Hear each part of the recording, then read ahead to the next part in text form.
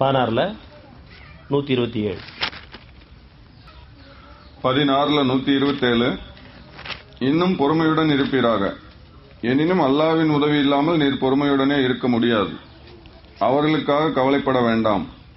அவர்கள் செய்யும் சூழ்ச்சிகளை பற்றி நெருக்கடியில் ஆகிவிட வேண்டாம். பல சூழ்ச்சிகள் நடந்துட்டு இருக்குது நம்ம நாட்டுக்கு. ஒவ்வொருத்தரும் சரி, தனிப்பட்ட முறையிலும் சரி, அதில் ஒரு சமுதாயத்துக்கும் சரி. நீங்கள் ஏன் ஒப்படைச்சிருங்க. நீங்கள் பார்த்து உங்கள் பார்த்து மன்னிப்பு கேளுங்க. பார்த்து மீண்டும் உதவி தேடுங்க. நான் உங்களை பார்த்து வாழ வைக்கிறேன். இன்னும் நீ பொறுமையோடு இருப்பீராக. உணர்ச்சி வசப்பட வேண்டாம். மீன் உணர்வோட என்னோட இருங்க. பொறுமையோடு அர்த்தம் என்னோட நீங்கள் இருங்க. என்னை விட்டு வெளியே போயிருங்க. உங்களால் எந்த தீமையும் நீக்க முடியாது. உங்கள்கிட்ட இருக்க ஒரு தீமையை உங்களால் நீக்க முடியாத போது, நம்மகிட்ட தீமை நம்ம நீக்காத போது எப்படி சமுதாயத்துக்கு ஒரு தீமை நீக்க முடியும்? அதனால் ஒவ்வொருத்தரும் தனித்தனியாக இறைமுகம் திரும்பி பொறுமை அறிவனே, நம்பிக்கை அறிவனே, உன்னை பற்றி சமானம் எனக்கு வேணும், எங்கள் பாவங்களை மன்னிச்சு இந்த சூழ்ச்சியை மீட்டு கொடுத்துரு. ஏனும் அல்லாஹ்வின் உதவி இல்லாமல் நீங்கள் பொறுமையோடு இருக்க முடியாது. பொறுமை கிடைச்சிச்சு, என்னுடைய உங்களை வந்துட்டான்.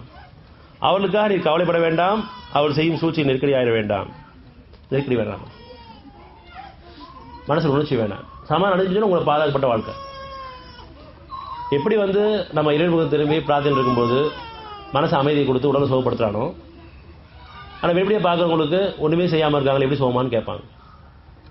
உதாரணத்துக்காக இறைவெளி மருத்துவம் எப்படி நமக்கு பலனளிச்சுட்டு இருக்கோ, எந்த விதமான உபகரணம் இல்லாமல், எந்த விதமான மருந்துகள் இல்லாமல் எத்தனை விதமான நோயை நம்ம சுகப்படுத்தி கொடுத்துட்ருக்கானோ, ஆனால் வெளிப்படையாக பார்க்குறவங்களுக்கு எதுவுமே செய்யாமல் எப்படி சுகமானு கேட்குறாங்களோ, அந்த மாதிரி நம்முடைய பல தேவைகளுக்கும் ஒவ்வொரு தேவைக்கும் இறைவன்ட்டு ஒப்படைச்சு அமைதி அடைஞ்சிட்டோன்னு சொன்னால், சமாதானம் அடைஞ்சிட்டோன்னு சொன்னால், நம்முடைய காரியங்களை அவன் சீராகி கொண்டு வருவான்.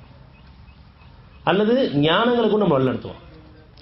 அதனால் அவர்கள் அல்லாஹ்வின் உதவி நாடினார்கள். பிடிவாதக்கார வம்பன் ஒவ்வொருவனும் அழிவடைந்தான். ஒவ்வொருக்கும் உதவி நாட வேண்டும், அவனோடு இருக்க வேண்டும். இவன் மனசில் பொறுமை வேணும். மறுபடியும் நம்ம சூழ்ச்சி பண்ண அவசியம் கிடையாது. என்னோட ஒப்படைச்சாச்சு, அமைதியை கேட்டாச்சு, பொறுமையை கேட்டாச்சு, நம்பிக்கை கேட்டாச்சு. இனி அத்தாட்சி நம்ம பார்க்கணும். ஒவ்வொருத்தரும் எப்படி நிகழ்வுமான என்னென்ன செய்தியாக வந்துச்சு, எப்படி மாறி போயிட்டுருக்கு. நமக்குள்ளேயும் பார்க்கணும், நம்ம குடும்பத்திலையும் பார்க்கணும், நம்ம சமுதாயத்திலையும் பார்க்கணும், நம்ம நாட்டிலையும் பார்க்கணும், உலகத்திலையும் பார்க்கணும். அந்தளவுக்கு ஆற்றல் உள்ள பாதை அது.